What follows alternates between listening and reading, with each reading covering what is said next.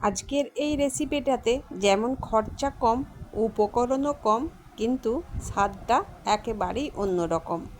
বাড়িতে থাকা 2-3টে উপকরণ দিয়েই কিন্তু এটা হয়ে যায়। তোমরা লাঞ্চে কিংবা ডিনারে এই রেসিপিটা অবশ্যই বানিয়ে নিতে পারো। নমস্কার বন্ধুরা, আমি ঝুমা চলে এসেছি তোমাদের সাথে আবার একটা নতুন রেসিপি নিয়ে। রেসিপিটা খুবই বানানো সোজা আর খেতে কিন্তু খুবই সুস্বাদু হয়।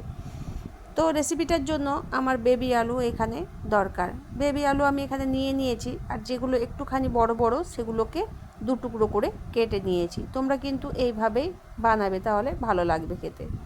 ওইদিকে বেবি আলুটা আমি একটা কুকারে কিন্তু সেদ্ধ করে নিয়েছি, 2টো সিটি দিয়েছি। আর তারপরে দেখো এখানে আমি একটা কড়াই বসিয়ে দিয়েছি। কড়াইয়ে পরিমাণ মতো সাদা তেল দিয়ে দিয়েছি তোমার একটুখানি কালো জিরে, একটুখানি আদা থেতো করে দিয়েছি, আর দিয়ে দিয়েছি 1/2 চা চামচ মতো হিং। আজকের আমি এই যে আলু রেসিপিটা বানাচ্ছি সেটার নাম হচ্ছে হিং আলু।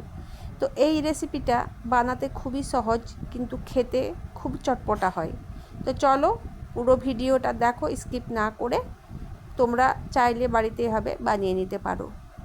হিংটা দেওয়ার পর একটুখানি সব মশলাগুলো তেলের মধ্যে ভালোভাবে মিশে গেলে আমি সেদ্ধ করে রাখা আলুগুলো দিয়ে দিয়েছি। তারপরে খুব ভালো করে এখানে আঁচটা একটুখানি বাড়িয়ে আবার একটুখানি কমিয়ে ভালো করে কিন্তু আমি লাল লাল করে এখানে আলুগুলো ভেজে নিয়েছি। তারপর দিয়ে দিয়েছি 2টো কাঁচা লঙ্কা, মানে ছোট ছোট করে কেটে। তোমরা ঝালটা নিজেদের পরিমাণ মতো কিন্তু দেবে, যেমন খেতে পারবে সেরকমই দেবে। এখানে নিয়েছি কতগুলো গুঁড়ো মশলা।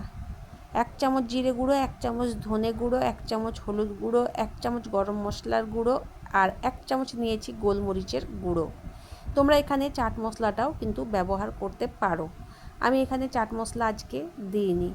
তারপরে খুব ভালো করে মিশিয়ে নিতে হবে, যাতে আলুগুলোর মধ্যে পুরো মশলাটা মিশে যায়।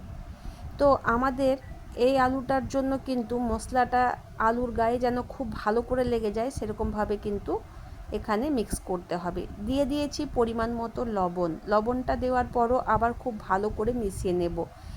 রান্নাটাতে তেমন কোনো কিছু উপকরণের প্রয়োজন হয় না, কিন্তু এই যে মেশানোটা হচ্ছে অনবরত নাড়তে থাকতে হবে এখানে। তো আমি অনবরত নাড়তে নাড়তে দেখো আলুটার পুরো গায়ে কিন্তু মশলাগুলো ভালো করে মিক্স হয়ে গেছে।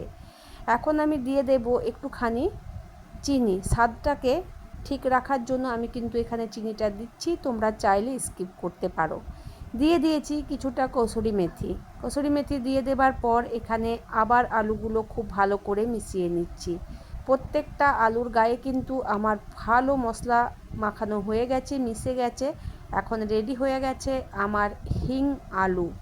আজকের এই চটপটা রেসিপিটা যদি তোমাদের ভালো লেগে থাকে, লাইক কমেন্ট শেয়ার করে অবশ্যই পাশে থেকো বন্ধুরা। আর এরকমই আরও নিত্য নতুন ভিডিও পেতে চ্যানেলটিকে সাবস্ক্রাইব করে রেখো। পাশে থাকা বেল আইকনটি অবশ্যই প্রেস করতে ভুলো না কিন্তু।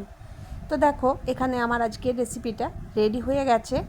এই রেসিপিটা ব্রেকফাস্ট কিংবা ডিনারে অবশ্যই একদম ফাটাফাটি রেসিপি, জমে যাবে। রেসিপিটা দেখতেও যতটা সুন্দর হয়েছে, খেতেও কিন্তু ততটাই দুর্দান্ত। তো চলো বন্ধুরা, আজকের ভিডিওটা আমার এই পর্যন্তই। দেখা হচ্ছে তোমাদের সাথে আবার কোনো নতুন ভিডিও নিয়ে।